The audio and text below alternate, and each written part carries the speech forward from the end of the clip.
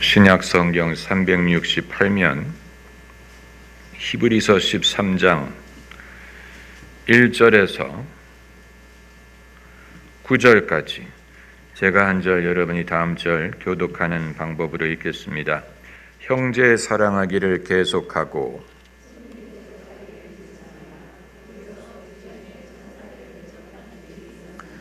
자기도 함께 갇힌 것 같이 갇힌 자를 생각하고 자기도 몸을 가졌은즉 학대받는 자를 생각하라.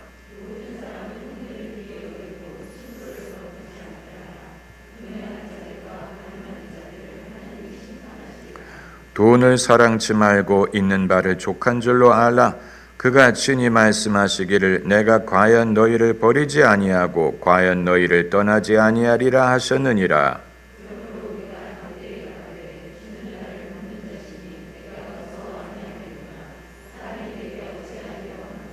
하나님의 말씀을 너희에게 이르고 너희를 인도하던 자들을 생각하며 저희 행실의 종말을 주의하여 보고 저희 믿음을 본받으라. 다 같이 여러 가지 다른 교훈에 끌리지 말라. 마음은 은혜로서 굳게함이 아름답고 식물로서 할 것이 아니니 식물로 말미암아 행한 자는 유익을 얻지 못하였느니라. 아멘. 화려한 오페라 가수나 연예인이 팬들 앞에 등장할 때는 아주 화려한 의상을 입고 공들여서 화장을 하고 또 멋진 리무진을 타고 나타나지만 집에 돌아가 가족들과 함께 있을 때는 그 화장을 지우고 평범한 옷으로 갈아입고 그리고 편하게 밥상에 앉아서 밥을 먹습니다. 마찬가지로 하나님의 사람이 서서 하나님의 말씀을 전하고 신학을 논하고 대의를 추구할 때는 그야말로 거대 담론을 다루게 되지만 그게 끝나고 자기 개인의 삶으로 돌아가게 되면 평범한 기독교인이 되고 남과 다를 바가 없이 하루하루 신앙으로 살아야 되는 것은 누구나 일반입니다. 과거 기라상고 같은 루돌프 볼트만 같은 신학자가 그 신학은 거대 담론, 그야말로 신구약을 아우르는 거대한 신학을 집필했지만 볼트만 교수의 설교집을 읽어보면 그의 그 현란한 신학적인 논제는 온데간데 간 데가 없고 이 사람이 그 사람이 맞나 생각이 될 만큼 평범한 내용의 설교를 하는 것을 볼 수 있습니다. 그러니까 학자요 신학자로서는 아주 앞선 논리와 해석을 선보였지만 설교자, 목사로서는 평범한 성경 해석을 피할 수가 없었던 것입니다. 최고의 신학자라고 본인의 믿음의 고백마저도 특출난 게 아니었다 하는 것입니다. 우리가 그동안 몇 달 동안 히브리서를 공부하지 않았습니까? 히브리서의 저자를 우리가 알 수 없습니다. 저자를 알 수 없는 서신을 신약 성경에 하나님의 말씀의 일부로 포함을 시킨 것은 저자를 알 수 없음에도 그 내용이 하도 독특하고 특별하고 뛰어나기 때문에 누가 썼는지를 알지 못하지만 그럼에도 이것은 하나님의 말씀이라고 인정을 했기 때문이에요. 다만 히브리서가 신약 성경의 뒤쪽으로 편집이 된 것은 그 내용이 다른 서신에 비교해서 뒤떨어지기 때문이 아니고 저자를 알지 못한다라는 사실이 그 우선순위에서 밀리게 된 것뿐입니다. 신약 성경의 서신 중에 로마서가 제일 앞에 있는 이유는 사도 바울이 모든 사도들 중에 가장 신학적으로 신뢰를 받는 인물이었고 그렇기 때문에 바울 서신이 제일 앞에 포함이 되어 있는데, 그 중에서도 로마서가 제일 깊이 있는 신학, 바울 신학의 으뜸이라고 판단했기 때문에 교부들에 의해 신약 성경의 앞쪽에 포함이 된 것이고, 뒤로 갈수록 그 우선순위에서 밀린 것입니다. 이것은 초대교회가 여러 곳에 흩어져 있는 교회들이 수백 년 동안, 처음 100년, 200년 동안 가장 예배 중에 신뢰하고 가장 많이 애용하고 하나님의 말씀으로 인용하고 설교 중에 인용한 책들 우선으로 신약 성경 정경으로 포함을 시킨 것입니다. 그렇게 해서 27권의 책을 채택하게 된 것인데, 이 27은 다른 어떤 논의보다도 수세기 동안 초대교회가 어떤 책들을 가장 신뢰하고 하나님의 말씀을 거기에서 발견하고 예배와 설교 본문으로 채택했느냐를 기준으로 선택한 것입니다. 그렇게 해서 마태, 마가,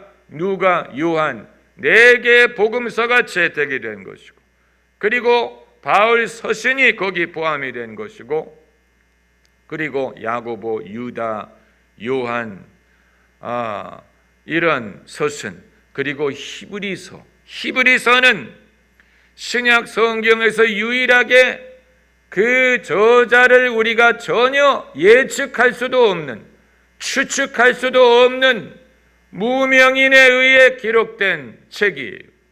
한동안 히브리서도 바울에 의해 쓴 것이 아닐까라고 주장하는 사람들이 있었지만, 바울은 자기가 썼다면 나 예수 그리스도의 종 바울이라고 자기의 이름을 분명하게 거론하기 때문에 히브리서는 저자가 자신의 이름을 말하지 않고, 그리고 본인이 직접 예수 그리스도를 뵌 적이 있는 것 같지 않고, 전해들은 바울처럼 전해들음으로 예수님을 알게 된 인물로서, 그럼 그 중에 누가 이런 위대하고 훌륭한 서신을 쓸 만한 사람이 있었을까? 신학자들이 추측을 하지만 그 결론을 내릴 수 없는, 이것은 우리에게 무엇을 시사하냐면, 예수 그리스도의 교회는 초대교회 시대부터 인물이 많았다는 사실을 보여준,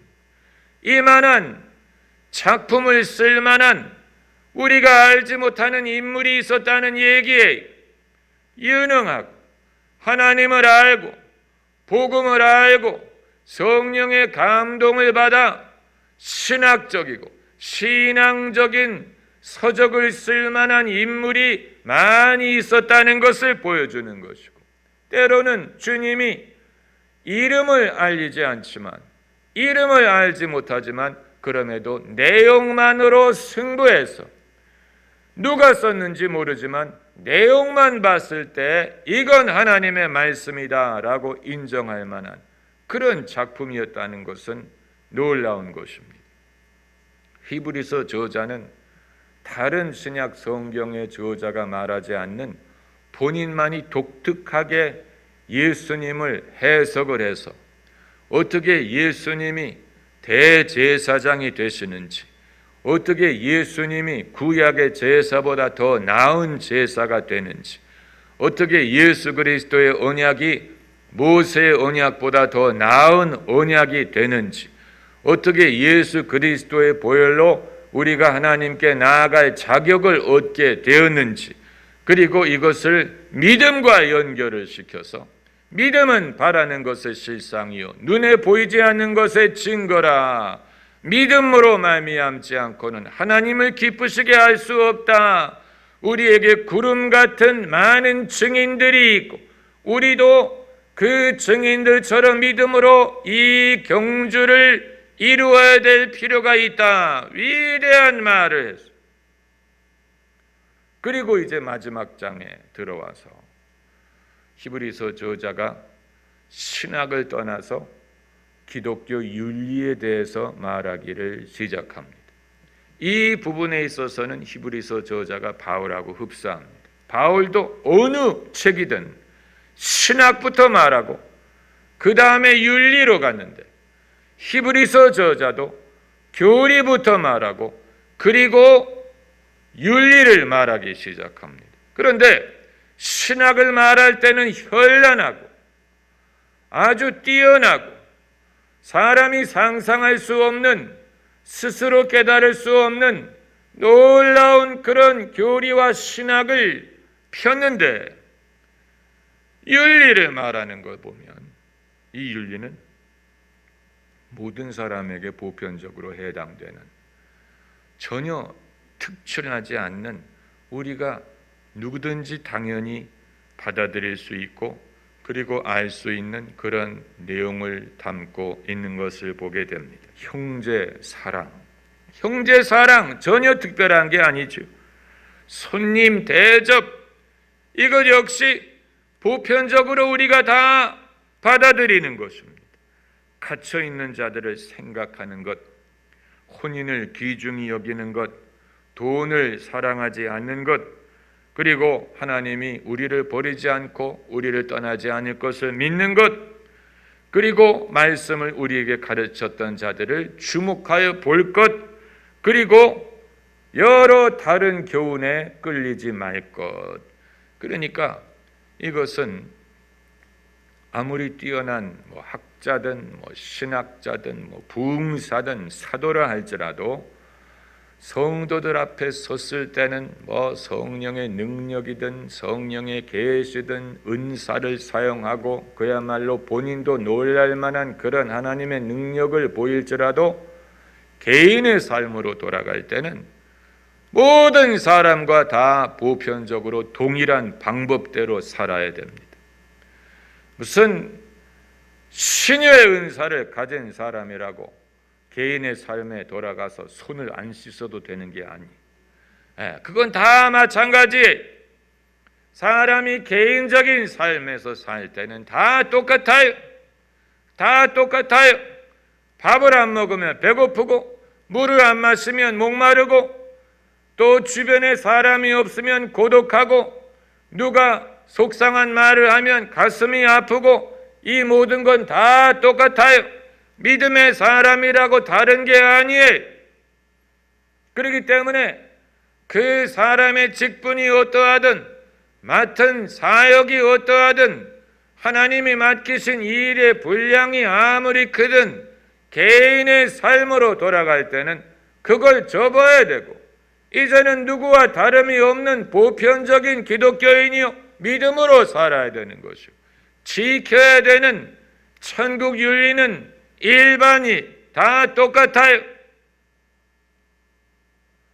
그 사실을 우리가 안다면 하나님이 누구를 특별히 더 총애하셔서 그 사람은 당신의 원칙으로부터 예외를 허용하시는 것이 아니라는 사실을 알고 믿음으로 살아야 되는 건 우리 모두가 똑같고, 이 세상의 모든 형제 자매가 동일한 시련을 당하고 동일한 신앙의 싸움을 싸워야 되고 믿음으로 살아야 되는 것은 다 마찬가지라는 것을 알게 될 것입니다.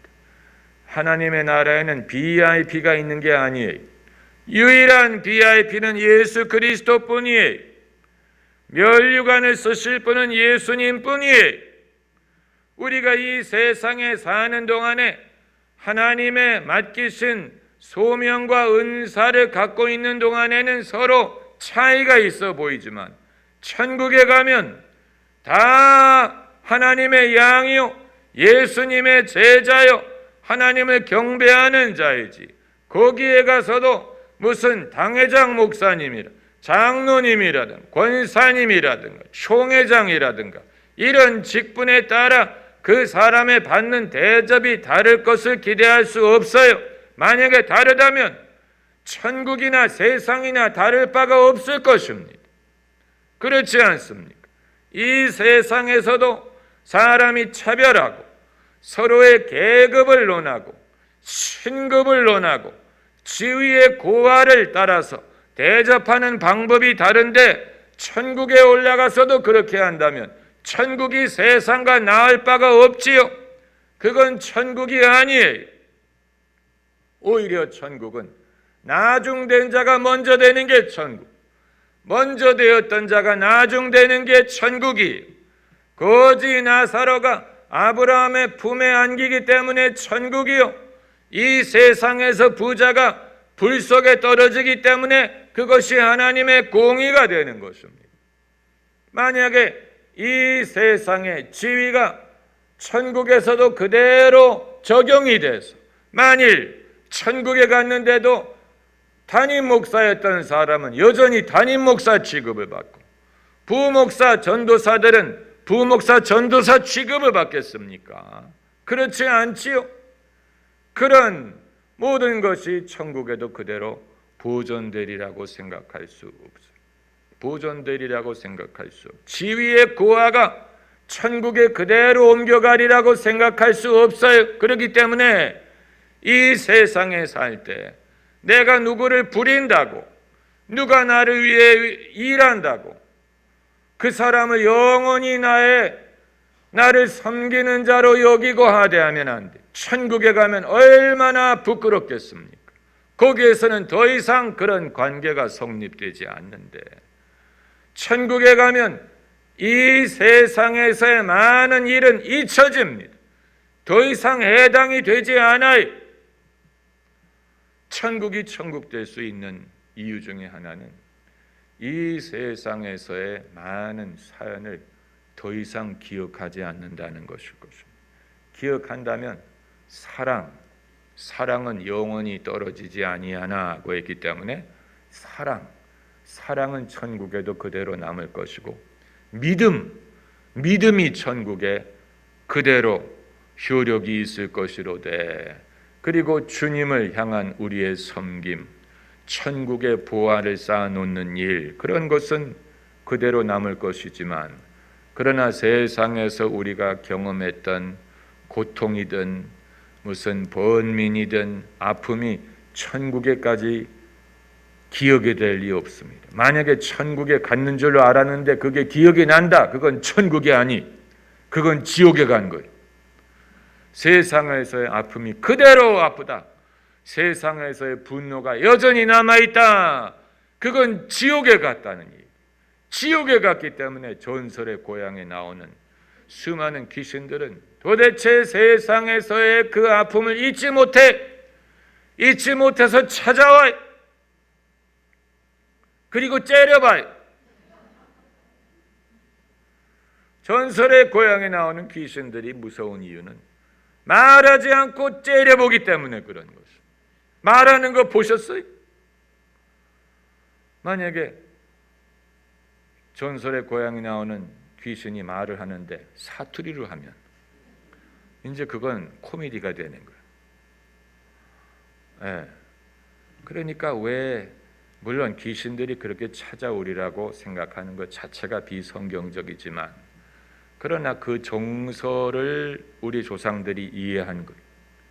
이 세상에서의 그 모든 한과 아픔과 죄가 풀리지 않은 영혼은 내세에 가서도 그것 때문에 번뇌할 수밖에 없다는 논리, 그게 지옥 아닙니까?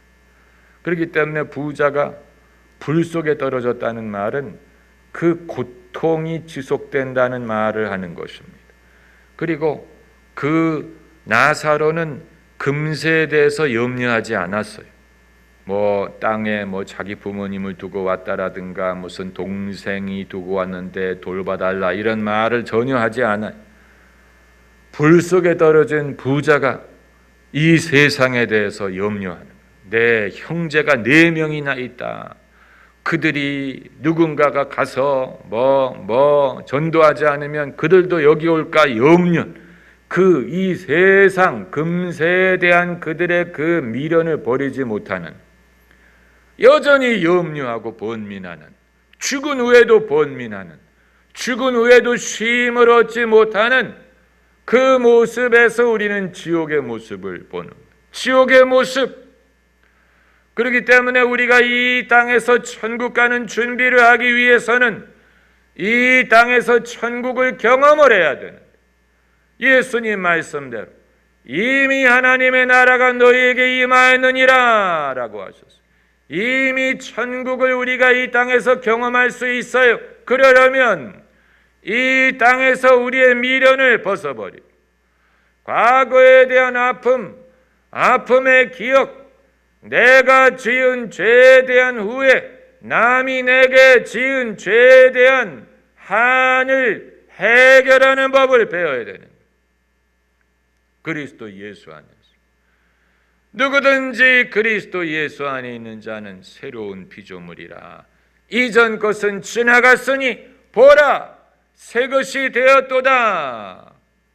이건 이 땅에서 우리가 경험할 수 있는 것이고 이 땅에서 이미 이루어지는 거예요. 그걸 우리가 알지 못하기 때문에 이전 일에 대해 여전히 미련을 갖고 이전 일을 우리가 붙들려고 애를 쓰는 거죠. 이전 일을 마음에서 지우지 못하는 거예요. 이전에 아팠던 일, 괴로웠던 일, 억울했던 일, 이걸 마음속에서 지워버리지 못하고 끊임없이 그것을 생각하는 사람은 하나님의 백성이 된 후에도 여전히 천국을 경험하지 못하는 것입니다. 천국의 능력을 경험하지 못하는 것입니다. 만약에 그런 모든 번미를 안고 천국에 간다고 생각을 해보세요. 얼마나 괴롭습니까? 얼마나 괴롭습니까? 이 주님 계신 곳, 이 천한 몸 이르러 그 영광 몸소 배울 때 내 기쁨 넘치리라고 했지. 그 영광 미처 보지 못하고 슬퍼 울며 이를 갈리. 그건 천국이 아니. 그건 천국이 아니. 여러분이 이 땅에서 천국을 누리시기를 바랍니다.